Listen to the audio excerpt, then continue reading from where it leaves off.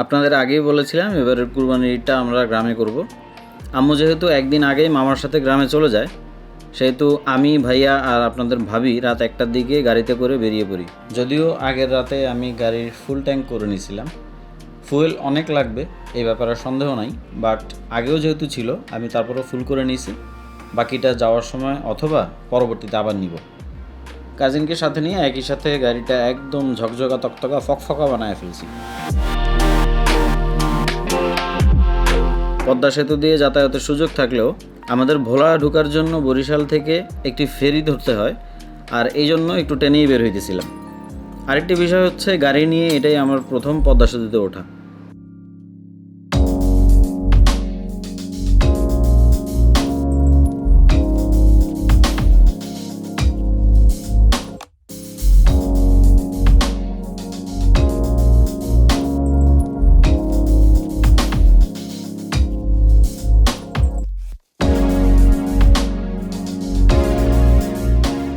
ভোর যখন প্রায় 5:15 তখন অলরেডি আশেপাশে আলো ফুটতেছে, আর ওই মুহূর্তে আমাদের প্রথম গন্তব্যস্থল আর প্রথম ফেরি ধরার জন্য আমরা পৌঁছে যাই লাহারাট ফেরিঘাট।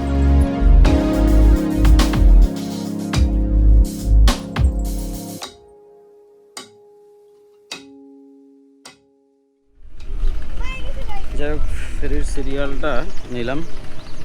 অনেক ফেরি আছে, ফেরি নিয়ে কোনো সমস্যা নেই। ওয়েদারটা মাথা নষ্ট। এখন বাজতেছে 5:38। জোস, হালকা হালকা বৃষ্টি। জোস, বৃষ্টি আসবে। অলরেডি গুড়ি গুড়ি বৃষ্টি করতেছে। আর ভাই এখানে চা খাইতেছে, কাশির সমস্যা। বলতে না বলতে বৃষ্টি, আর হইতেছে ফেরির ছাইড়ে দিছে, বৃষ্টি পড়তেছে। যাই গাড়িতে, চা খাইতে চাইছিলাম কিন্তু খাইতে পারি নাই। আগে ঢুকি। ভোলাযাত্রার এই ফেরিঘাট থেকে আমাদের বৃষ্টি স্নাত পরিবেশ শুরু হয়, কিন্তু তার আগ পর্যন্ত রাতে একদম গুড়ি গুড়ি বৃষ্টি হয়, কিন্তু খুব ভালো উপভোগ করার মতো একটা ওয়েদার ছিল।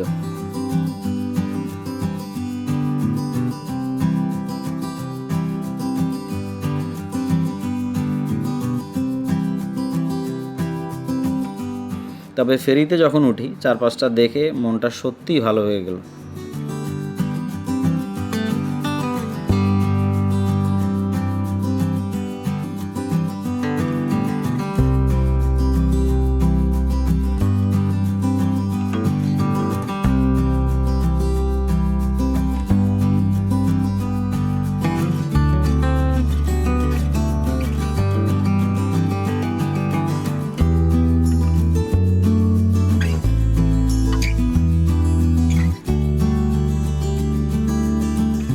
এই পরিবেশ দেখতে দেখতে ঘড়িতে যখন 8:45 তখন ফেরি ভোলাঘাটে।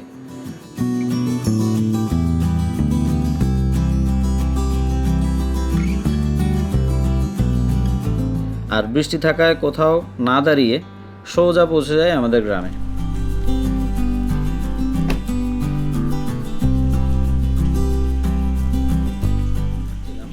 রেস্ট নিয়ে বিকেলে বের হই, বাজারে যাই। সেখানে নামাজ পড়ে ভাইয়া আর আমি বের হই একটু ঘোরাঘুরির উদ্দেশ্যে। আর এভাবেই আমাদের প্রথম দিনের সমাপ্তি ঘটে।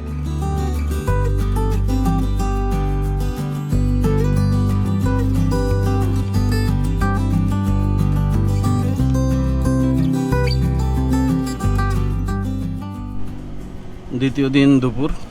সবাইকে শুভ অপরাহ্ন। বের হইতেছি নানুর বাসার উদ্দেশ্যে।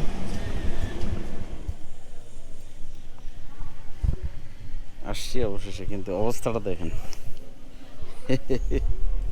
অবস্থা পুরো বেগতিক।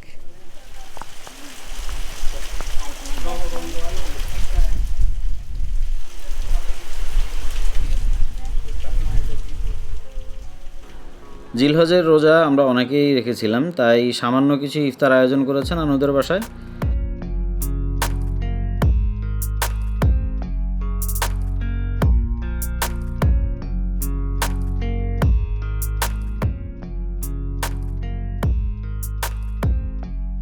রাতে সেখান থেকে খেয়ে সোজা বাসায় ফিরি। পরদিন মানে ঈদের দিন সবাইকে পুরনো ঈদের শুভেচ্ছা। সকাল সকাল ঘুম থেকে উঠে রেডি হয়ে বের হয়ে ঈদের নামাজের উদ্দেশ্যে চলে যাই।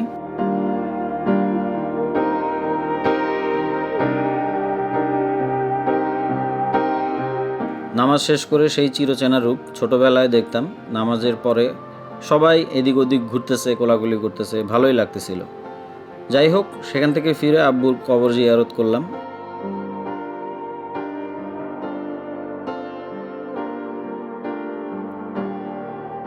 এবং কবর জিয়ারতের পরে কোরবানির পশুটাকে দেখতে যাই। যদিও চাচারা আর চাচাতো ভাইয়েরা মিলেই পশু জবাই থেকে শুরু করে কাটাকাটির কাজটা শেষ করে।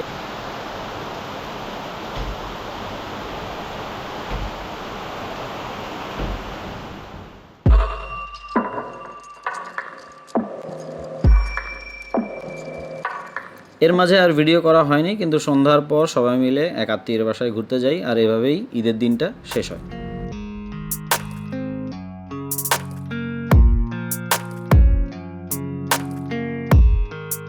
পরদিন সকালে নানাদের বাসার মেহমান আসে, আর সেখান থেকে গুটি কয়েকজন চলে যাই আমাদের গ্রামের সদ্য চালু হওয়া বাংলা চাইনিজ বিএফজিতে। জি না, বিএফসি না, এটা হচ্ছে বিএফজি।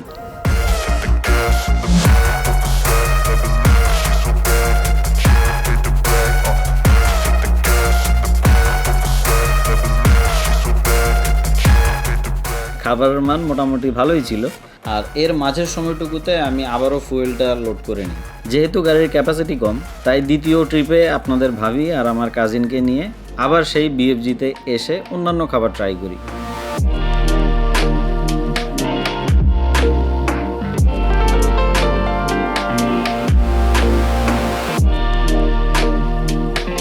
রাতে মেহমানদের নিয়ে কোরবানির মাংস এবং পায়া খেয়ে ঘুম। আর পরদিন দুপুর দিকে বিদায়ের পালা। আসলে ঈদ কম বেশি সব জায়গাতেই একই রকম, তেমন গুরুত্বপূর্ণ কাজ থাকে না, একটু অলস সময় কাটে।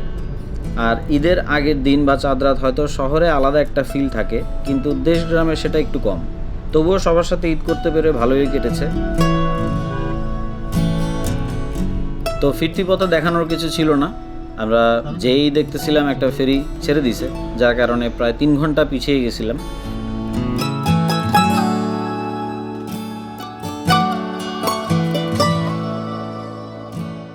সেখান থেকে বরিশাল শহরে ঢুকে যখন ঘড়িতে 10:30, আমরা টুকটাক কিছু খাওয়া দাওয়া করে সেখান থেকে সোজা ঢাকার উদ্দেশ্যে, এবং বরিশাল থেকে আমাদের ঢাকা পৌঁছাতে 3.5 ঘন্টা সময় লাগে টোটাল। তো যাত্রাপথে আমাদের শুধুমাত্র ফেরির জন্যই সময় নষ্ট হয়, এছাড়া আর কোনো কোথাও তেমন সময় নষ্ট হয়নি।